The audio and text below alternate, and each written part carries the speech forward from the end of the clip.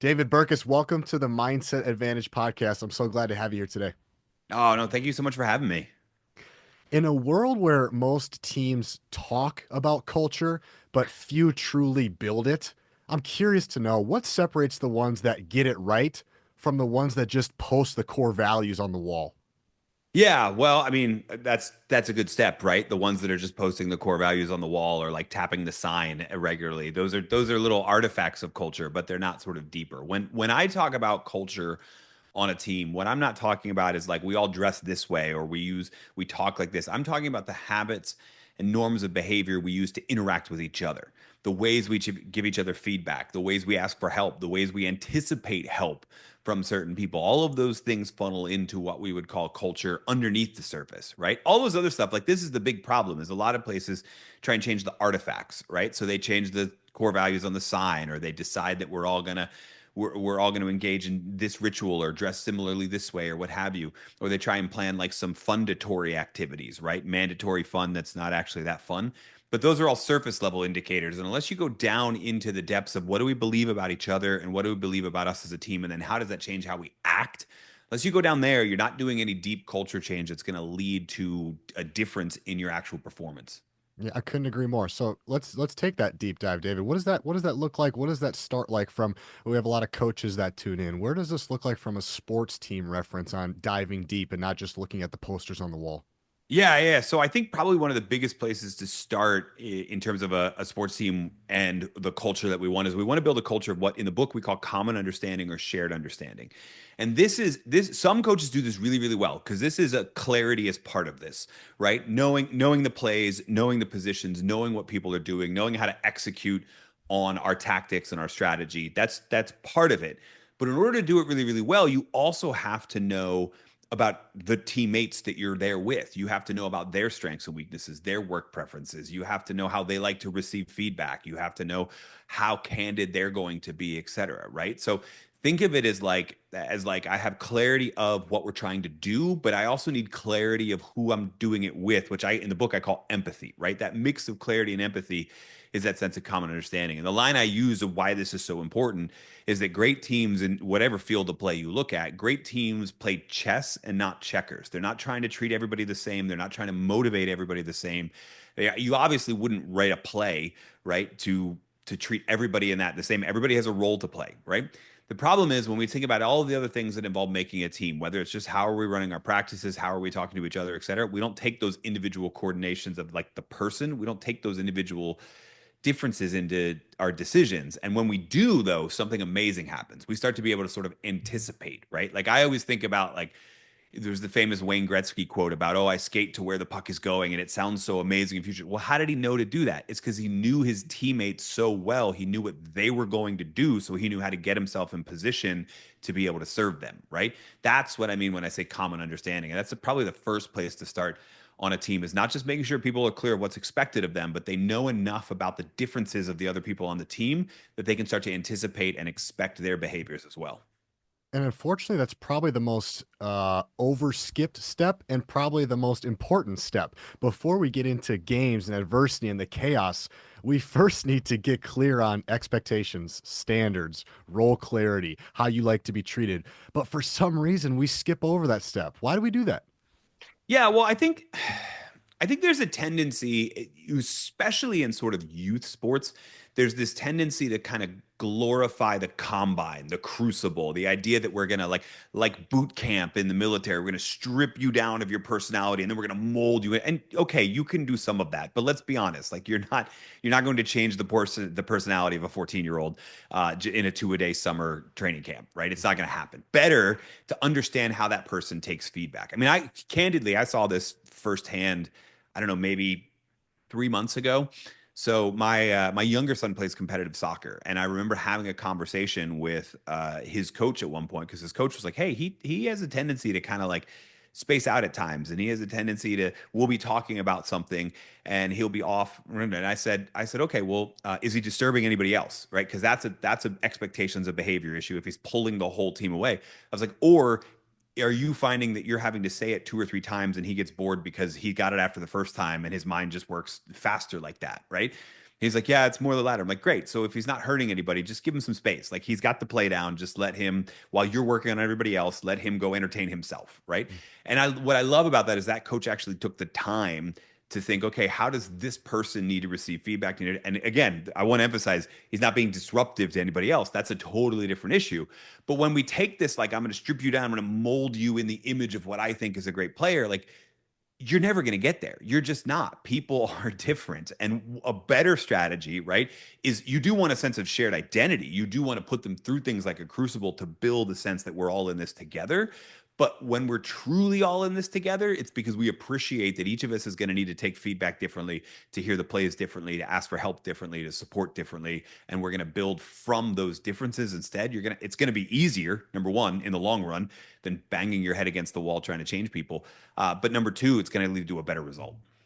It's been really fun. The last several weeks here, I've been researching you. I've also been in the middle of a podcast series called Coaching Beyond the Scoreboard, where I've been Mm, interviewing Division One coaches from all over the country in a variety of sports, just talking about what it means to coach beyond the scoreboard and how to be a great coach. And a similarity between all 8 coaches, David, is they all agree and they all really double down on the idea of being clear with your standards and yeah. being clear on what's above the line and what's below the line. And that clarity or confusion, if there's lack of clarity, it creates confusion. Confusion kills confidence. And so everybody's on board with this idea that the best of the best are extremely clear on what's above the line and below the line. And yet there's still some coaches that I think the fault is we just assume that the student athletes know. We assume that, oh, we're Yeah. 6 weeks into the season. You should know by now. But the best of the best understand you have to be crystal clear.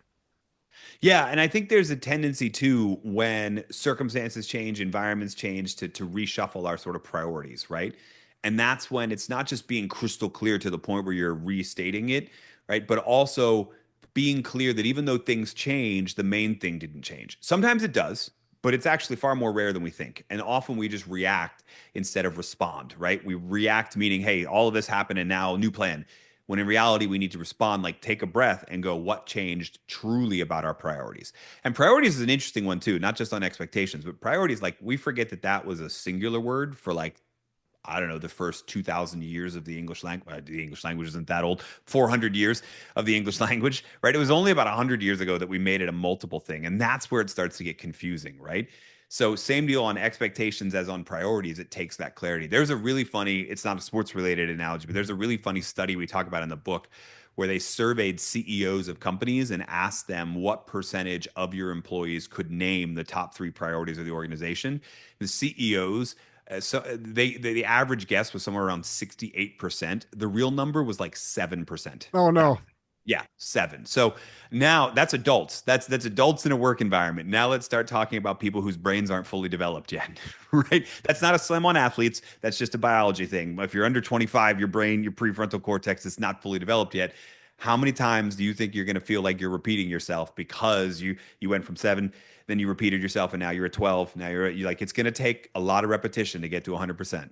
Right. And when I know we're doubling down a lot on clarity. I just think it's a huge part of having a successful team. Sometimes clarity too is being clear on maybe we do have these core values or we do have these words, expectations, but do we all have the same definition in mind of what Right. integrity means, what hardworking means, what loving means? Because we could all believe the same thing or think we do, but we all have different definitions of what the word is. So it's clear on the definition of what we're trying to be about. Yeah. Yeah. And I think in particular how those definitions parlay into behaviors, right? Like I can think that I'm acting with the best interest in the team when I'm giving somebody a snarky comment. I grew up in the Northeast of the United States, right? Snark is my love language. But I learned this pretty early, right? I moved to the South about 20 years ago, and there are people that don't respond to that well. Like, first of all, even when they do want to insult each other, they're like kind about it. Like, it took me 5 years of living in the South to realize that bless your heart was an insult, not a compliment, right? But like still 20 years later, I'm pretty sure my wife thinks my 2 siblings hate me because we're always just sort of busting on each other all of the time. That parlays for some people, but not for others. And so while we say, right, that one of our core values is that, well, let's say that we're supportive, while we say that we're in a team, we're all in this together, that's a behavior that to some people undermines what we mean by that. So it's not even just different definitions, it's that we all bring these differences in. and the way we act on these core Mm. values can be interpreted differently as well. Great point. When we talk about clarity too, I think for a sports realm, it really comes down to role clarity. I'd Hmm. really love to explore this even more. I'm a big basketball fan. LeBron James has a podcast that's phenomenal. It's called Mind the Game. I don't know if Yeah. you've seen it or not, David, but he was recently on the podcast, and the host was asking him what made his championship teams better than the other teams that he's been on. And Yeah. without any hesitation, he said, everybody knew their role and they embraced it. I Yeah. couldn't agree more with that. I'd love to hear from you. How can coaches do an even better job at clarifying roles, even when it's maybe not the role that the student athlete wants to be in? Yeah, yeah, and I think there's two things we can say to a student athlete that doesn't want to be in the right role, right? Okay. The first is that or what doesn't want to be in the role they're in. The first is that it's still important for them to get it because they get a deeper understanding about what that role is, even if it's temporary. More on that in a second. But the second is again, they're the future. The weird thing about student athletes, especially, is like the future. The product is future you. Like where there's still a developmental period here, right? Even at college, where you're thinking, I mean, yeah, I know we live in an NIL standpoint where people are talking about money, whatever. But like, no, this goal is still to produce a good athlete coming out of that, depending on the sport, right? A pro level athlete, and so there's some development here that you need to open yourself up to. But in primarily on a team, like let's talk about the first one, that sense of role clarity, so that I have an understanding not just of my role, but everybody else's role too. And this is where, like, with respect to LeBron, my favorite basketball player of all time is actually Shane Battier, right? Because Shane Battier is one of those statless Yes, people. Shane Battier is one absolutely. of those people whose great claim to fame is that like he didn't outscore anybody in the stats, but everybody's stats were better. That's right. And one of the reasons for that is that he took it on himself to know all the other roles too and know what feedback he needed to give on the court. I mean, he would be there in LeBron's ear, at least in the Heat. Like he'd be there in his ear going, "Hey, watch for this. Like this guy, I've been watching this guy. He's going to do this." To be able, so he knew his role, but he knew LeBron's role too, right? I see this in a lot of different, maybe non-traditional sports too. Like there's a great case study. It didn't make it in the book, but I still talk about it in speeches sometimes. Of in Formula One, Ferrari, Scuderia Ferrari, which is the legendary team. Ferrari just sort of always is thinking of themselves at the top. Now they've got Lewis Hamilton, so they're probably back at it. But there was a time in the early 2020s, which is a weird sentence to say if you think about it, the early 2020s, where their pit crew was just suffering, right? Their pit crew was having some terrible miscalculations. Calls for pit were coming in too late. People weren't lined up, et cetera. I mean, they were taking 4 to 6 seconds to do an F1 pit. And that's races are decided by that much time. You can't be taking that long in every single pit. And so one of the things they did was cross training. One of the things they did to get people better in their specific roles was deliberately teach them what the other roles were. Partly because if you lined up wrong and suddenly you're there and you're supposed to change the right front tire, but you're there at the rear because it lined up wrong, like you're doing that job. We trained you on it. You're doing that job because that's what we need in the moment. But also because they all got a better understanding of how all of the pieces fit together. And as they drilled that and drilled that and drilled that, and then started to understand each other's roles better, not just their own through all the drilling, but each other's roles, their time started coming down to the point where by 2023, they were rivals for some of the fastest pit times out there. And that's one of the reasons they started winning so well again, right? So it's not just your role. It's also how well do you know others' role. And the more different sports are different games have different levels of interdependence, but the more interdependent the game you play, the more that role clarity of not just self but others comes into play. Oh, that's a cool way to think about it. I didn't even think about seeing it from somebody else's point of view. Maybe put somebody in a different position so they can understand what they're going through. That's really cool, David. How can coaches help every athlete feel like their role matters? Yeah. So again, I think here it really depends on where we're starting the feedback and where we're starting the play. And obviously the games are different depending on where they are, but most plays don't start with the playmaker, right? Like I'll use American rules football, for example. I don't know that I'm a Philadelphia Eagles fan. That's where I grew up, right? And people talk about sort of like the tush push, right? But I don't think people have a deep enough understanding for where that play starts. It starts with the center being willing to crawl with a nose 2 inches from the ground and a hips 2 feet off the ground to create this like wedge off to the left, right? And so I think when you're explaining the plays that we're running, right, we often take the time to just go, okay, and then this is going to happen. Here's what you do, et cetera, instead of taking it back to each person and going, this is the sequence of events that leads up to your role in this. And then this is what has to come after you as well.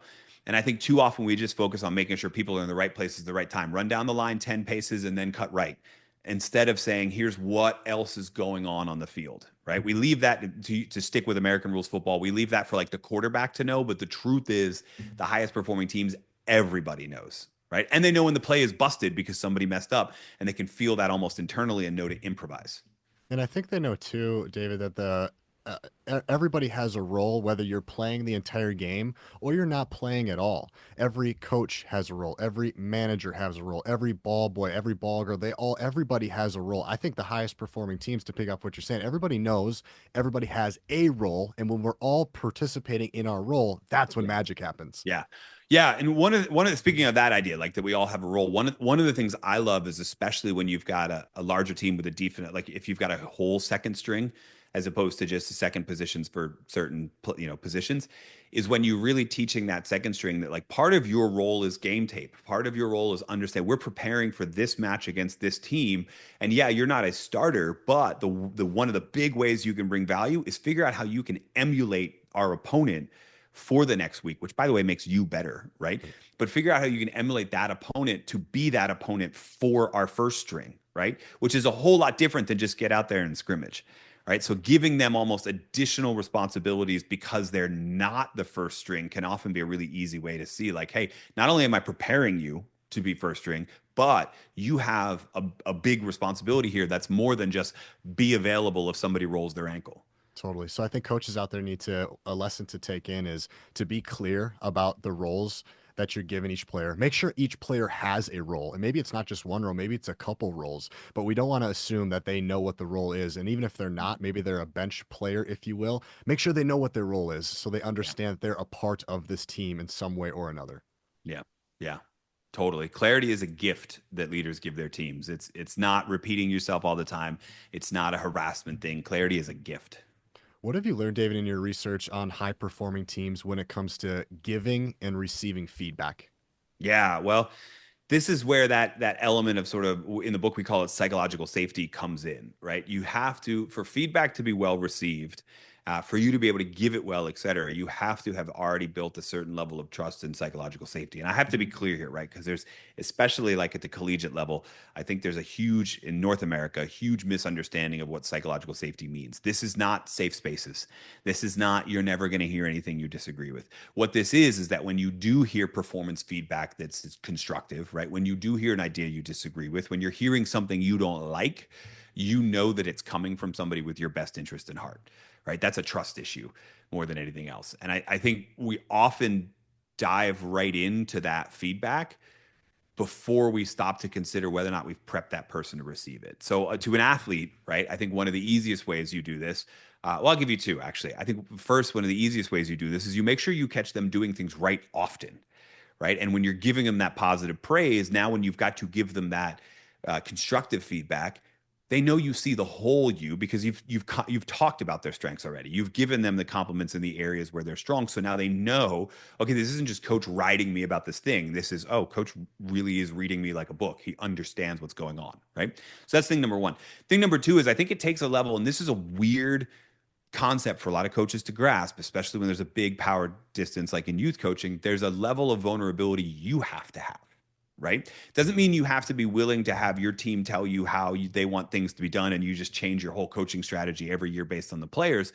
But there is a willingness to admit when you don't know, when you're uncertain, when you're, hey, we're just going to try this and I don't know where it's going, and a willingness to talk about your own development as an athlete before you got into coaching, assuming you were, right? Or your own development as a person, when you're willing to talk about your flaws and your learning moments, et cetera. Again, not to a level that makes anybody uncomfortable or would make them question your expertise. But I mean, you learn from mistakes too. So when you talk about that, what you do is you signal that I trust you enough to share about these things. And we can get into the biology of it. It's all fascinating. But generally, when you do that, people start to be more trusting of you in return and willing to have that same vulnerability. And you need that foundation to be able to give and receive that feedback. It seems like for most people, when you hear the word feedback at first glance, most people think, oh, I did something wrong. I'm getting criticized or I'm getting coached on a mistake that I made.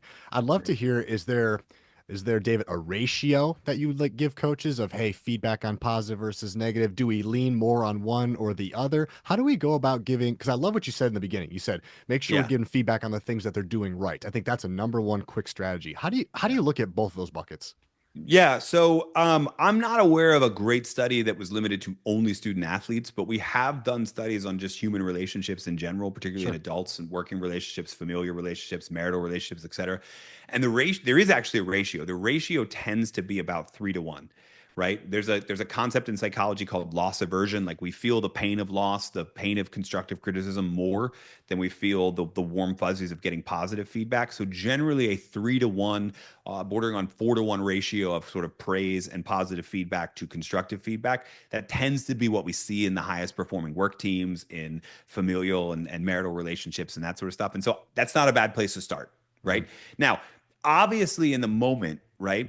There, when you're practicing something and they're messing up, like part of you is watching their swing, for example, if it's baseball, and you don't have to be like, okay, let me make sure I say 3 things before I get into what's wrong with you. So you don't have to make sure of that, right? What you have to do is think more holistically about every interaction I'm having with this player. Am I giving them like, here's an easy thing to do. Like as you're warming up and getting ready for a practice, can you say something positive about each person just right off the start? Like just Sure. boom, run through. I got 11 people on the team or however many, and like I'm gonna make sure I do it before. So I'm just setting that table. And then I'm going to do it at the end as well. Great. You already got 2. Like you already got 2 for the day.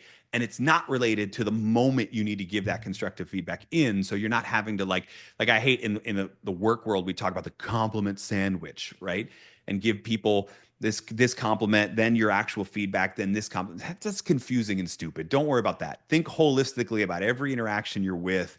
And am I doing that? Am I giving them 3 to 4 more positive pieces of feedback throughout the week that I'm with them, so that in the moments when my job is to criticize a string or you ran that play wrong or whatever, so that my job that I'm ready and I've got that foundation.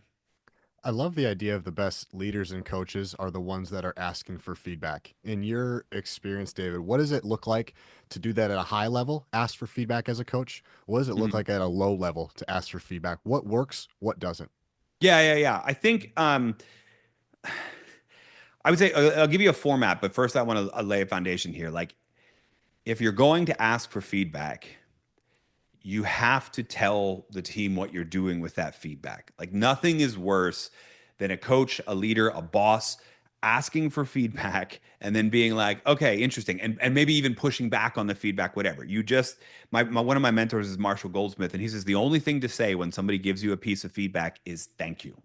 You don't know what you're going to do with that feedback yet. So in the moment, just thank you and then figure it out, right? So that's number one. You're going to have to tell them thank you, and eventually you're going to have to tell them here's what I learned from that feedback, right?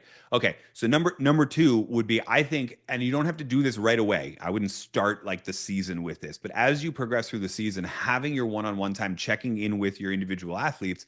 I would ask them. I've always loved the start, stop, continue format. I think it's a little corny when you do it all at once, but I think your goal should be to get one of each category of feedback from each person in the team. What are things we do as a team? You don't have to say me as a coach. You could just say we do as a team. What are things we do as a team that you wish we would start doing? Maybe a previous team you were on did it and it's just a great idea. What are things we as a team need to stop doing? Maybe it's the snarkiness that we have with each other, or maybe it's the way we don't actually start practices on time, right, or whatever. And then what's one thing I'm doing as a coach that you wish I would continue to do, right? In other words, here's the bright spot there would you. So let's start, stop, and continue. Now, again, when you're asking that person, you're just going to say thank you. I'm going to take that into consideration. I'm talking to a lot of different people about this. And then at some point, when you've got enough of that feedback, you're going to have to actually say, hey, here's what I heard in talking to you all. We're midway through the season, and here's what I'm learning about everybody on this version of the team that I have. And so here are some of the changes we're going to make based on your feedback. You don't have to agree with everybody's feedback. You just have to prove that you heard it and that you're making changes as a result. Not everybody's going to get every change they wanted to see done, but if I see that, hey, you did hear what DJ said, you're making a change based on that, I at least know you listened to me too, even if you didn't end up agreeing with me. Oh, I love that. Talk to me about the difference between anyone have any questions versus what am I missing? Yeah. I think some of the ways in which we ask for candor, and candor is what we need for good feedback, but there's also just when we as a team are discussing things. One of the ways we ask for true, open, honest, even if it hurts candorous conversation is we think we've opened the door enough to that, right? And yet we've only opened it a crack. And I'll tell you, so I learned this personally, right? I learned this lesson teaching. So, I used to be in the classroom teaching the athletes. A lot of these listeners were teaching, and I can tell you a ton of what I learned about what they're like as as students, and then also as professionals afterwards. But I learned this because a lot of students will express disagreement as a question, not as an outright, hey, here's what I think. Right. Some of them, when you build a level of trust, some of them outright say it, and that's a lot of fun. But a lot of them will start with questions and what have you. And so I used to be awful at this as a professor, just asking like 2 minutes left in the class, any questions, which is a neutral way of saying something that's often received as a negative. In other words, if you didn't understand, I'm happy to clarify it. If you were too dumb to grasp what we were talking about, hey, I'll bring you up to speed. Like if you don't get something because there's a problem with you, I will condescend down to your level and explain it to you to bring you back up to where the rest of the room is. That's what any questions, especially with not a lot of time left, does. And so I had this experience one time. It's my second semester of teaching where a student came into my office with a question. He had a disagreement about this is a whole motivational model. I don't have to explain all that to you, but he had a question about something in the text, something that was in the lecture. And we got into like a 30-minute conversation. That was fun. Like he was disagreeing with certain elements. And I was like, well, here's what the research says. And remember, this is a model. It's not always entirely accurate, right? They're just, all models are wrong. Some models are useful, blah, blah, blah. And it was a great conversation. And at the end, I said, Jack, how come you didn't ask that question in class? And he was like, well, you never ask for questions. Mm. And I was like, no, I know I do. But obviously he wasn't hearing it because I was doing it too fast with too little time. And that's when I flipped. And that's when I learned what I would do personally in the classroom is I flipped from any questions to midway through every class. I would start saying, okay, we've already covered a lot of different stuff. And before we go any further, what questions do you have for me? Which is a totally different flip. What questions do you have for me says like, hey, I sped through a lot of this and we're halfway done, but I might not have been clear about something. So what do you have? I know you do. What is it? And so I started learning to when I got out and started moving into speaking and coaching and consulting, I started working with a lot of leaders to offer the same thing, like you said, is let's not say, are there any questions? Or in the corporate world, a lot of times it's okay, questions, concerns, clarifications, like they rattle off those three all at once, and there never are any. And instead say, hey, it sounds like we're headed towards consensus. What am I missing? And as a coach, you could do this however you want. It's not the language that matters. It's the flip in the language from if you disagree or if you're unclear or if that's a you problem to a, hey, I was probably unclear. This is an us problem and I need your help clarifying it, but only if you tell it. Anything you do that puts that burden on you and puts that responsibility on you is going to get a whole lot more candor out of the team. I love that. I love that tidbit. I love how it's actionable. It's bite sized. You can go do that right now. I'll just put you on the spot. I'm just curious. Is there any other things like that that you've learned from coaches or leaders where it's subtle but very impactful? Yeah. I think the next best one is, in the book we called it RASA. I've since sort of adapted it and changed it into what I call I'm working with a lot of different executives and leaders to work on what I call real listening, REAL. And it's another simple sort of like acronym. It's like a checklist for when somebody is being candid with you or when they're giving you feedback or when they're being vulnerable, et cetera. It's a way to make sure you're actually listening. The easiest way for someone to feel disrespected, especially by a leader or a coach, is to feel unheard. In other words, I said it and you weren't really paying any attention anyway. It's like there's nothing you can do to repair the damage done by just not seeming like you were present when they were talking. So real, REAL, stands for receive, engage, align, and learn more. Receive here meaning like check to make sure am I actually hearing you? Is there something else in my mind or am I processing the words you're saying in the moment, right? Engage is like the nonverbals. What am I doing to show you I'm in it? Right? Am I making eye contact? And in our case, we're recording this as a video podcast. We're both staring at a camera lens in order to fake eye contact because it's that important, right? But am I making that eye contact? Does my body posture actually say I'm aligned in it? Or am I looking somewhere else and my shoulders are slumped? Am I staring at my phone? Is it even on the desk? Any of that sort of stuff that says we're engaged. Even the little non-verbal but vocal things like the ums and ahs and the oh yeah, interesting. Those little things we do that show us we're engaged, right? Align, this one's really key, right? Make sure after they're done talking that we're aligned on the details. So this is where you're going to say things like what I hear you saying is, or it sounds like this is the crux of what you're saying, or long story short, here's what I'm hearing from that. Just a check in to make sure you actually heard, right? So you've not only heard them, showed them non-verbally that you're in it. Now you're vocally checking. I want to make sure I got these details right. And then the learn more is before you offer your take, ask them a follow-up question. What else? Hey, okay, what do you think about this? What have you tried so far? You've received any question that comes from receiving that information. We have this tendency, especially when it's our job to be the expert, which is often what a coach is supposed to be, right? I know more about this sport than you do. That's why I'm the coach and you're the player. We have a tendency when people come to us with a problem to jump right into advice mode, That's right. right? And the problem is, unless you've been with that player for a long time, unless you've built a decent level of trust and psychological safety, when they come to you with an issue, they are not coming to you with the real issue. They're coming to you with their take on the issue, which is a narrowed perspective, and they're even coming to you with a version of the issue that they think is safe to tell you.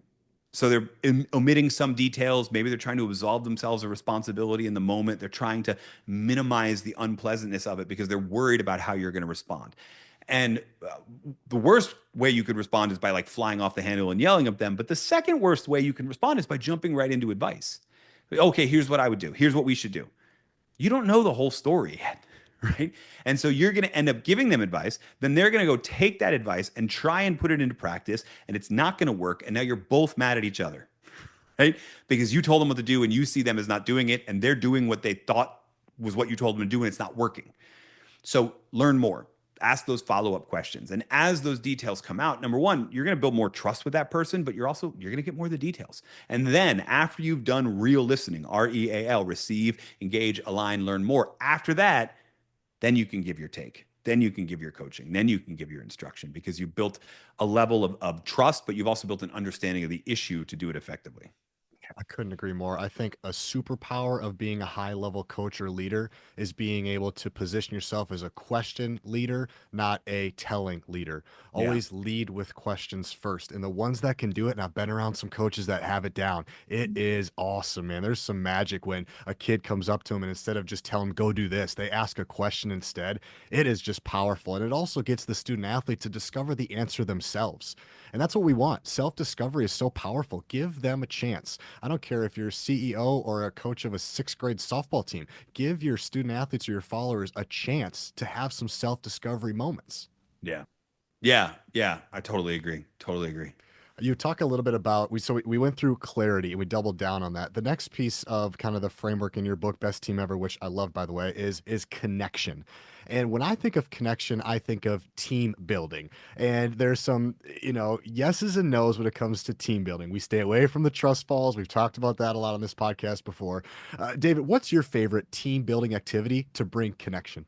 Yeah, yeah. And this is really again where that being able to anticipate the other person's moves to skate where the puck is going because you know them so well comes in. You want to build that shared understanding of what they're like. And I have an activity that developed over time. I mean, I say I developed over time. I didn't invent it. I took it, modified it, worked it, etc. But it's an activity I call the manual of me or a teammate manual, right? And it's four simple questions that are designed to help people get at what they need to be a member of the team the most, right? They're all fill in the blank questions. The first one, I'll give you the first two. The first two at the same time are I'm at my best when blank and I'm at my worst when blank, right? So these are strengths and weaknesses, but this is also the context in which you do your best work. Some people are amazing performers in the morning, some people in the afternoon, some people in the evening. This is how many people are around you. This is everything that goes into those moments where you feel flow, when you truly feel like you're doing your best work or your worst work, when you feel like you're, to give you a call out, rolling the ball up the hill, right? When you're just struggling and nothing you do. Tell us, when do you feel like you're at your best? When are you at your worst, right? So those are one and two. Questions three or four are you can count on me to blank. And what I need from you is, and these are help questions. You can count on me to means here is where I can go the extra mile. Here's where I've traditionally helped out other teams. Here's what I see that other people often don't see. And so I end up opting into helping here anyway. And then what I need from you here is actually the collective, meaning the team is blank, meaning here's where I need help. Traditionally, I need some help picking up on this, my behaviors and this and that, right? And this is not just on the field, or on the court, but off the field as well, right? This is everything about me being a member of this team. Here's when I'm at my best, I'm at my worst. Here's where I traditionally help others, and here's where I need help. And I think if you're thinking about this and you're thinking about your own team that you're coaching right now, like Do you know the answers to every one of those questions? Mm, Over time, a great coach will figure those things out. By the end of a season, you right. probably do know the answers to all of those questions, but why wait that long? Hmm. Right? And then also, I think, especially when you're dealing with student athletes, there's a disconnect between what they see as those answers and what you see over time. So it's really useful to go through this type of activity early. In a work team, I usually do this at the beginning of a project, right? In a team, you want to do this kind of the beginning of our practice season, preseason even. And you want to be able to write down those answers, keep them captured somewhere so you can go back and reference them because you're going to find not only is it you'll just forget, but there are often times where somebody's behavior confuses you and you go back and you check through the sheets. Like I have a little worksheet that it's a one pager, and then you have each person has a one pager. You flip through that and you're like, oh, that explains a lot, right? Or if you totally disagree, they say they're at their best at something, and you're like, no, actually, no, you can't shoot with your left foot. You're terrible at it, right? Like you know, okay, there's a disconnect here. I have to tread lightly in how I correct that, right? So it's a really useful thing to know in a variety of ways. And this is not something people do and report to you as the coach. This is something people fill out and report to the whole team. The team that, especially on a highly interdependent activity, the whole team needs to know the individual answers to these questions. And I think it'd be great for the coach to do too. I mean, what a great opportunity for the coach to create some vulnerability and show, like, hey, Yeah. I'm at my best when. This is what I need from you. So I'm Yeah. going to go through those again just because you're a fast talker, Dave. I'm trying to keep up Yeah. with you. Sorry. I'm at my best when. I'm at my worst when. You can count on me too. What I need from you is, and then we fill in the blanks. There's probably two or three answers for each box. So coaches that are thinking about how to implement this going into your next season, maybe this is a preseason meeting. Each kid fills this out. You get an opportunity to go around the room and share. We go one box at a time, and that's the best way to create connection versus, hey, let's do a trust fall or let's go out to eat. This could be something that really gets into how are we going to work together when things aren't going well. What are we going to do when adversity hits? What do we need from each other? This is going to give you more accurate answers. Yeah, yeah. Oh no, exactly. Although I'm still a fan of going out to eat together. But the one thing I'll say as a coach, if you're going to do this, I do want you to go first. That builds vulnerability. That all the things we've been talking about so far. What I don't want you to do is go before they fill it out. So a lot of times leaders will fill out their own version, and then what happens is people just mimic what you did, and you want them. You want this "I'm at my best when blank" to be as open-ended as possible for them. You want them to have as much white space to think about themselves and their performance as possible. So I do want you to go first, but don't give them your answers ahead of time because they're just going to copy you.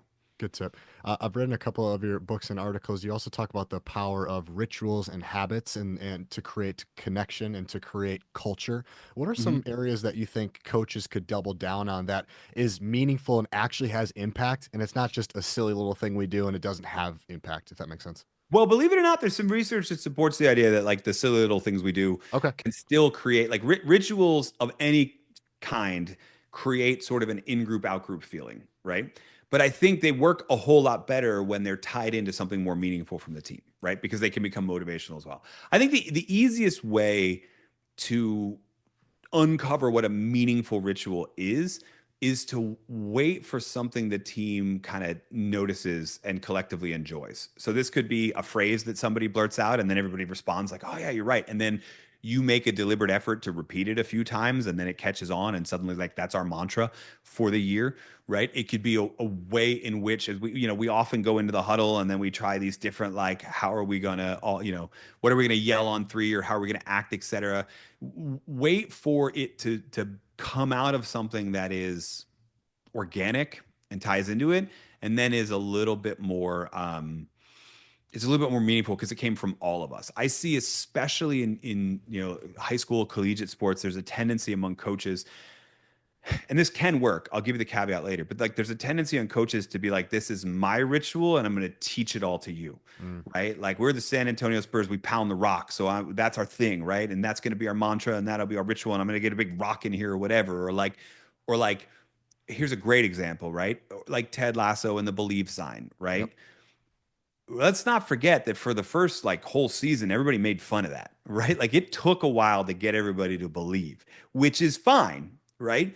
And the longer you do it, the more it becomes something. Like the New Zealand All Blacks have their whole idea of the jersey and leaving the jersey better. But the first couple seasons they did that, it's like, what's the big deal? It's a jersey, Mm, right? It's not until you have this legacy of it, right, that it becomes something that is truly meaningful. So the first couple seasons where you're trying to just force your ritual on somebody, it's probably not going to work as much as a littler thing that comes organically, right? So that doesn't say don't do it, don't force it on people, but like you better be ready for the long haul, right? In order to make that something that we collectively do as coaches instead of a ritual that comes organically out of the team.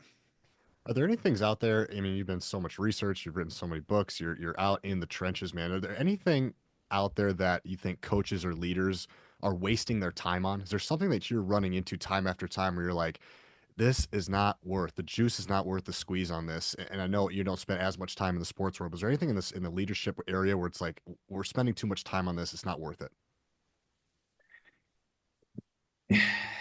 I think I wouldn't say we're spending too much time on it, but I think one of the weirdest things you start to see in youth sports, especially high school and college, and some negative sports, et cetera, is an overly negative or overly angry idea of our opponents, right? Like certainly on a team, there's going to be an in group and an out group. There's us, and yes, these are our opponents. But like when you look at the highest performing teams, they appreciate good talent too, right? And so you look at like my favorite thing to watch is like after an NFL game is to watch the players who trade jerseys with each other. Like, hey, Right. Saquon, here, can I have your jersey for my kid? My kid's a big fan of you. You don't you don't get that unless you also have a player who is willing to talk about what they appreciate. And I think too many coaches, again, I wouldn't say it's a waste of time, it's a waste of mentality. I think too many coaches build in like a that school sucks and we're going to tear them down and like no, for lack of a better phrase, like game should recognize game. And I think you'll serve that student a whole lot more to be able to talk about this team plays really, really well. This team does this really, really well and have that kind of appreciation. Because again, if they get into the professional levels, number one, that's the mentality they're going to develop anyway, because the teams are changing much more frequently. But number two, that's what the real world's a bit more like. Like there's a ton of research on. I have a whole. It's a little audio. It's a program we did with Audible called Pick a Fight, and I'm not a. I'm a fan of the idea of asking people to join in a fight, to join in a crusade, to join in a cause. But what you find is that the adversarial cause, as in this is our competitor, therefore they're bad and we're good and whatever, doesn't actually motivate people as much because they know, especially in a professional world, they may go to work there one day. Or they may know somebody who left this company and went to go work over there. And they just people don't see the world that way. So I think it's a little too damaging to reinforce that idea. You know what I mean? I totally know what you mean. I'd love to just double click on it. One of the things, there's several things. One, I had Carrie Walsh Jennings on the podcast, greatest female Mm, volleyball player of all time. She told me, and this is kind of the first time I heard this idea, so it kind of blew my mind. But she would say, she said this phrase, something along the lines, David, of we liked to dance with the enemy. I'm like, what do you mean yeah. dance with the enemy? And she totally said what you just said in different words, was like, we wouldn't be here without them. And they're bringing the best out of us. So we're almost thankful for this opportunity. And that mindset shift gave me goosebumps. It's like, wow, what a different way of thinking about that. And then I just had a conversation with the Florida softball coach who's won 1,000 games and multiple national championships there. And he said one of the attributes to his success and his tenure there is that the athletes are playing for the seniors because they Mhm. know this is their last time being on this field. This is their last season. And so instead of being like, we're just trying to beat everybody else and it's about other people, we're Yeah. trying to serve and give everything we can for these girls that are seniors. And so it changed kind of the motive and the mentality of who are we playing for, why are we playing for. And because of that, it created more connection, deeper relationships, and they're able to do great things. That's why he's won over 1,000 games. So I Yeah. really like that idea, man. Keep going on that. Just the difference of are we focusing on the other team? Because we know comparison is the thief of joy. So instead Right. of competing, how about we collaborate? How do we collaborate? How does that look different? Yeah. Well, I mean, I'm okay with the word compete too, but you're right on this collab, like this idea that they make us better. Again, if you're taking a very adversarial stance against the other team, Right. what happens when you lose? That's right. Yep. How is that going to be received? Oh, the bad guys. Oh, now I'm mad and I'm pissed off, and I hate that. Like I'm much better appreciate when the mentality is like, dang, they were good. That was a great game, and we got outclassed. Because how do you then approach the rest of the week? You go back and you watch that video differently, right? When you just have this adversarial, they're the enemy, whatever, you're gonna watch the video and be like, they fouled me there, and that wasn't called. Right, this team's so dirty. Instead of going, wow, actually he worked around me and I didn't even see that. I Mhm. can't, I didn't in my mind I couldn't see him in the periphery, et cetera. But now I'm watching the tape and I noticed it. Like you will notice things about your own performance if you believe the reason you lost was you were outclassed, and you will take that feedback and get better much more efficiently than if you believe that that person is fundamentally the enemy, the opponent, the et cetera. Right Hmm. now, that's not to say like we shouldn't have rivalries. Right, I went to the University of Oklahoma. I love the Red River rivalry. I do. Right, but if you talk to the actual athletes on the field, it's the fans that are doing the whole Texas sucks. It's the athletes on the field most of the time are like, it's a great team and this is always a great game. And I'm so lucky to be a part of something like this. That's a totally different mentality. And again, the weirdest thing is the larger the team gets, the more you end up with this idea that like, okay, what our fans want is for Ohio State to be evil. But what we recognize is like, no, they're good players. And we've got a lot of work ahead of us and it's going to bring out the best in us too. So you're going to get that you want that better mentality to fight against the fans a lot of times because they want that adversarial mentality, but you're gonna get better a whole lot faster. My this is totally dumb and a stupid point to end on, but my wife is a huge pickleball fan, and the line she always uses, I get so frustrated when I play and I lose, and the line she always says is like, "Well, I didn't mess up. You just had a really good shot, like to the opponent. Like, that's what happened. I Yeah. didn't screw up. You had a really good shot." And I wish I could adopt that mentality more, but I love watching it in her, and I see it like I see it in people who get better faster is like I didn't screw up and now it's just you did something really good and I need to learn how to respond to that better. I understand that this next question could be a whole podcast and probably a whole book of itself. So let's just take it for where you want. I know we're coming up on time here, but one of the things with your book and there's so many books out there about what great teams do and what we should aspire to be. I would love to just have a moment, David, to break down. Well, what do we do when we have a toxic team? What if things aren't going well? And I know this is a very loaded question, but I would love to just get your advice on what if the coach is listening and they go, man, I would love to have these, consistency and clarity and all these things. But right now we got a toxic team. David, what is your general advice to fixing toxic teams? Yeah, well, there's really only two ways to fix toxicity, unfortunately. You can change the people or you can change the people, right? And a lot of these coaches probably can't change the entire team season. I mean, transfer portal world, maybe you can now these days, but you can't really change them overnight. So you're going to have to focus on the first one, which is changing people's mentality. And here, I think when you look at change in general, change is a logical and an emotional process, right? So it's logical in that like there's details of how we're going to improve that need to be ironed out, but it's also an emotional process. And if you look at like, there's a great book, the Heath brothers have this book Switch that it's a great summary of a lot of the change mindset research. And I think the place to start is not by focusing on what about your toxic culture needs to be fixed. It's what they call find the bright spots.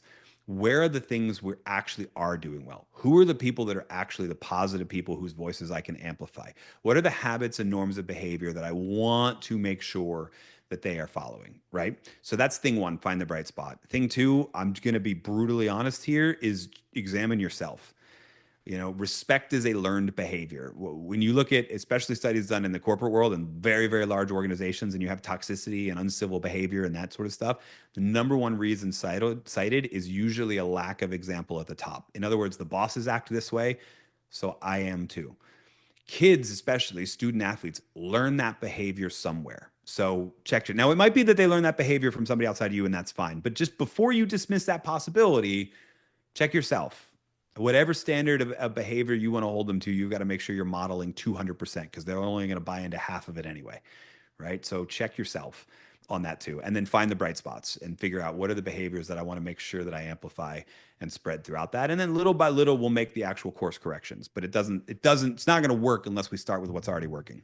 Man, you brought a 60-minute answer it down to 2 minutes. That was a skill in itself, David. Hey, as we close down here, I'd always like to end with some call to action here. If you could challenge every coach or team leader that's listening to just take one small step this week that would measurably improve their team culture, what would that one step be?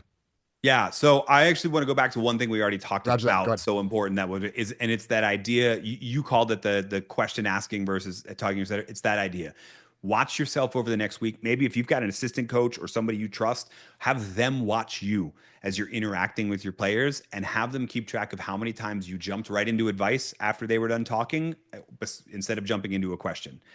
right? And the score is the score. They're going to give you a number, and that number should probably improve. Don't fight them on it, right? But Say just thank you.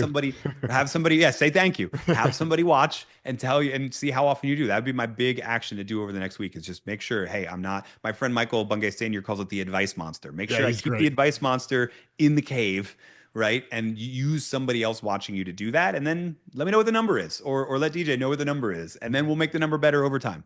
Very cool. Dave, this was a lot of fun, man. You gave a lot of insight in a small amount of time. I love the book. He's got a bunch of you guys. The one I read was Best Team Ever, The Surprising Science of High Performing Teams. We got into a lot of the material today, but there's a lot more in there. David, how else can my listeners best support you? I mean, this is a conversation that's not going away anytime soon, right? So let's keep the conversation going. Easiest place to find me, unless you're driving, is just swipe up or down or wherever to get the show notes for this episode or in the description if you're watching, right? If you are driving, just all you have to remember is David Burkus.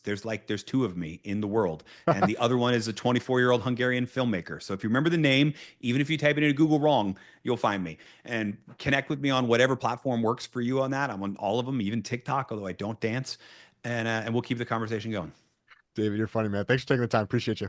Oh, thank you for having me.